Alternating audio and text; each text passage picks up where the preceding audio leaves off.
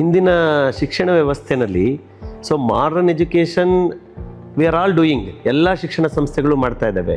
ಜೊತೆಯಲ್ಲಿ are we carrying this traditional values along with modern education ಅನ್ನೋದು ನಮಗೆ ತುಂಬ ಅಗತ್ಯವಾಗಿ ಬೇಕಾಗಿದೆ.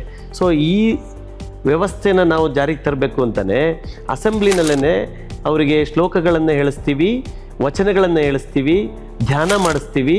ನಂತರ ಯೋಗದ ವ್ಯವಸ್ಥೆ ಇದೆ. ಮನಸ್ಸಿನ ಶಾಂತಿಗೆ ಧ್ಯಾನ ಎಷ್ಟು ಮುಖ್ಯನೋ ಆರೋಗ್ಯಕ್ಕೆ ಯೋಗ ಅಷ್ಟೇ ಮುಖ್ಯ ಆಗುತ್ತೆ. ಹಾಗಾಗಿ ತರಗತಿಗಳು ಪ್ರಾರಂಭ ಆಗಲಿಕ್ಕೆ ಮುಂಚಿತವಾಗಿಯೇ ನಾವು ಇದನ್ನೆಲ್ಲ ಕಲಿಸೋದ್ರಿಂದ ಅವ್ರ ಜೀವನದಲ್ಲಿ ಶಿಸ್ತನ್ನು ಅಳವಡಿಸ್ಕೊತಾರೆ ಮತ್ತು ಹಿರಿಯರಿಗೆ ಗೌರವವನ್ನು ಕೊಡೋದನ್ನು ಕಲಿಸ್ತೀವಿ.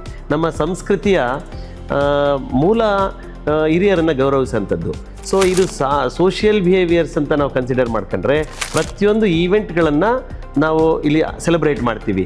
ಈ ಈವೆಂಟ್ಗಳಲ್ಲಿ ಅವರ ಉಡುಗೆ ತೊಡುಗೆ ಹೇಗಿರಬೇಕು, ಮತ್ತು ಅವರು ಯಾವ ಕಾರಣಕ್ಕೆ ಈ ಈವೆಂಟ್ಗಳನ್ನು ಸೆಲೆಬ್ರೇಟ್ ಮಾಡ್ತೀವಿ, ನಾವು ನಮ್ಮ ಭಾರತೀಯ ಮೂಲ ಸಂಸ್ಕೃತಿಯ ಬೇರೆ ಏನು, ಮೂಲ ಏನು ಅನ್ನೋದನ್ನು ಅರ್ಥೈಸಿ ಆ ಮಗು ಸುಸಂಸ್ಕೃತವಾದಂಥ ಪ್ರಜೆಯಾಗಿ ಬಾಳಲಿಕ್ಕೆ ಮಾಡರ್ನ್ ಎಜುಕೇಷನ್ ಜೊತೆ ಟ್ರೆಡಿಷನಲ್ ಎಜುಕೇಷನ್ನು ಕೂಡ ಕೊಡ್ತಾ ಇರೋಂಥದ್ದು ಅತಿ ಮುಖ್ಯ ಈ ನಮ್ಮ ಗುರುಕುಲ ಶಾಲೆಯಲ್ಲಿ.